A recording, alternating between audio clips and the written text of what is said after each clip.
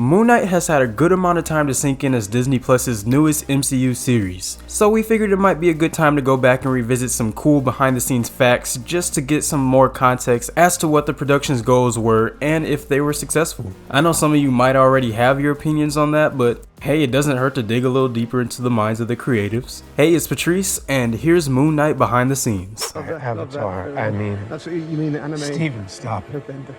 Stop it. Finding the right actor to portray this very complex character was a daunting task for Kevin Feige and those involved with production. If the Moon Knight they were attempting to portray was the one before different authors attempted to try new things with him in the comics, then it may have been easier. But the Moon Knight that many are familiar with now is the one who experiences DID, or dissociative identity disorder, and has 3 distinct personalities. Both the complexity of the character and the sensitivity of his mental illness required an extremely talented actor. Luckily, Feige had already been in talks with Oscar Issac about joining the MCU in some capacity. In the past, they couldn't find a character that suited Isaac, but when producing Moon Knight, they realized that Isaac had the talent that they were searching for. And voila! We ended up getting Mr. Isaac as our star. However, there were still hurdles that needed to be cleared. For one, Isaac had never heard of Moon Knight before being casted, so he needed to do a lot of research on the character. And 2, because the team wanted to portray DID as respectfully as possible, Isaac spent a lot of time researching the disorder in order to avoid portraying what could have been perceived as a caricature of someone who actually experiences the mental illness. One of the books Isaac studied thoroughly was Robert Oxnam's A Fractured Mind, a book written by a man who didn't know he had DID until his 40s, similarly to Steven and Marc. With knowledge of the character and the disorder on the forefront of his mind, he was ready to give us the amazing performance as both Steven and Marc. However, even if Isaac was well prepared, you can't have Moon Knight without the iconic suit. Or should I say suits, since Moon Knight and Mr. Knight are rocking 2 very different styles. Starting with the Mr. Knight suit, Wardrobe made sure to stay faithful to the white tux from the comics to complement Steven's sophistication and intelligence. Where Wardrobe took some creative liberties are a bit more subtle. One of the subtleties are the textures and patterns included on the tux, an addition made to make the suit more appealing in live action, as well as make it reflect more dynamically in different lighting situations. Additionally, there are custom buttons on the suit with the Khonshu symbol as a small reminder that this is still the power of Khonshu that is being bestowed upon Steven, and the shoes are actually modern tennis shoes with the straps present to mimic the wrapping of a mummy. Mix that all together and you get a beautifully crafted live action Mr. Knight suit. I'm sure it wasn't that hard to do. Wardrobe is an easy position, you know, after years and years of studying fabrics and all that. The Moon Knight suit was also an important element of the series to get right. I mean, I guess.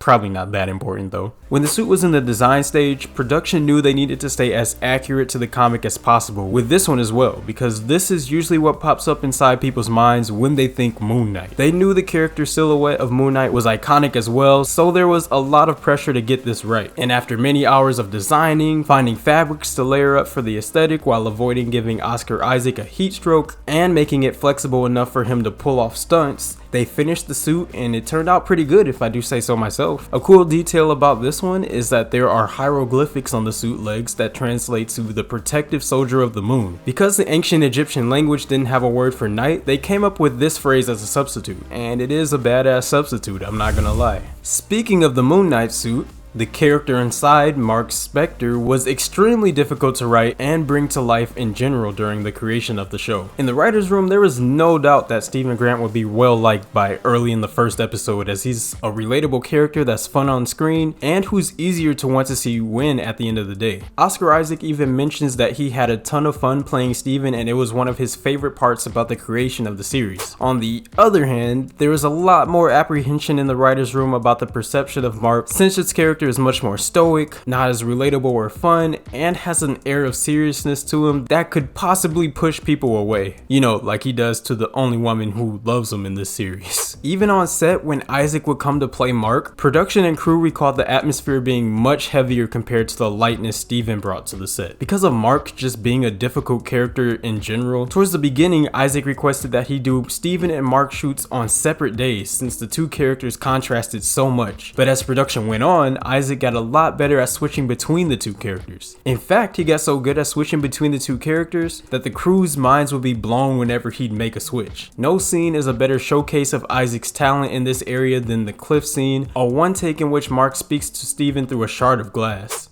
I suggest you start listening to that stupid pigeon. Stay out of my way. Though towards the end of the series came the most difficult scenes to film.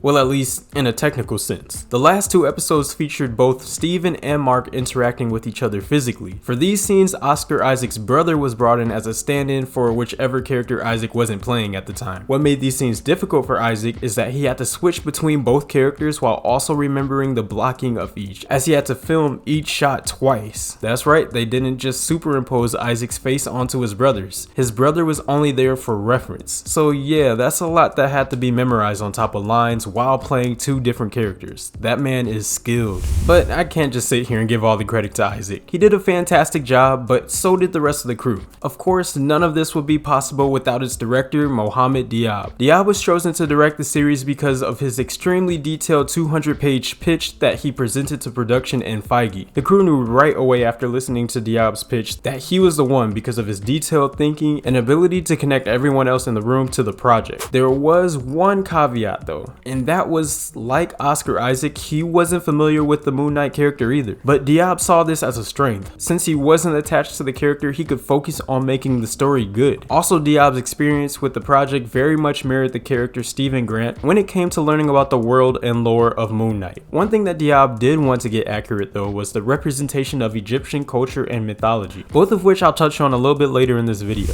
When Diab was brought onto the project, he also brought with him connections to other talent in the industry, one of which being Ethan Hawke, who would go on to play the main antagonist Harrow. The development of Harrow wasn't as conventional as antagonists from the other MCU productions, as the writers had the opportunity to take aspects from many different villains because Moon Knight doesn't really have that defining bad guy like a lot of other characters. They did know that they wanted his motivations to be in a moral gray area, similar to that of Killmonger or Thanos, which they ended up going with. One detail about the character they ended up scrapping though was his status as a shady billionaire. Instead, they went with a cult leader, which is, basically the same thing without the money. Diab was actually planning on working with Hawke on an indie film project before he got hired to direct Moon Knight, so the two were already in talks. But it was Oscar Issac who brought up the idea to have Hawke play Harrow, which Diab ultimately agreed was a great idea. And because Diab and Hawke already bonded long before, the role was an easy yes for Hawke. When it came to casting Layla, there was also a lot of pressure for casting an Egyptian character who would go on to represent an entire group of people. Because of that, the role of Layla was extremely important. They ended up casting May Kalamaui, who did an amazing job portraying the character,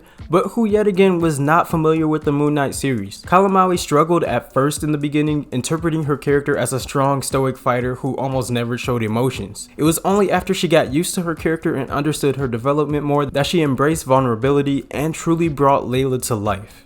Like I mentioned earlier, one of Diab's goals was to portray Egyptian mythology as accurately as possible. In order to do this, most details of the show are ripped straight from the ancient Egyptian mythos. For example, all of the gods are accurate in their names, duties, beliefs, and looks. Amit, for one, does actually have the hind legs of a hippo, the forelegs of a lion, and the head of an alligator, while also using the scales to see if a person's heart was pure or not, and if not, they would devour it. What's more is that the concept of avatars is also an ancient Egyptian idea. Every pharaoh of Egypt was believed to be the avatar of the god Horus, but the depiction of Ushabtis as objects to imprison gods wasn't as accurate, as these statues were actually placed in the tombs of Egyptian royals and were thought to come to life and help the deceased on their journey to the afterlife. But of course, there will be a little bit of creative changes here and there, and this one was most likely made in order to aid in the story's progression. Last but not least, I wanted to quickly mention that the set for Steven's room had some very intentional design choices. Firstly, it was chosen that he would live in an attic-like area since the triangular structure was similar to that of a pyramid. And second, his bed was enclosed and surrounded by a wooden structure to emulate the feeling of a mummy being in a tomb, and the feeling of the claustrophobic immobility that was Steven's life. So now that we have that bit of background, were they successful in Moon Knight's execution? I'd say in some parts they were, some parts they weren't. One thing for sure is that Oscar Isaac did a fantastic job at portraying two characters and a third one in the post-credits. And in terms of the things I went over in this list, I'd say they did a pretty good job. Let us all know what you thought of Moon Knight in the comments below, and I'd love to know who your favorite character is and why it's Stephen Grant.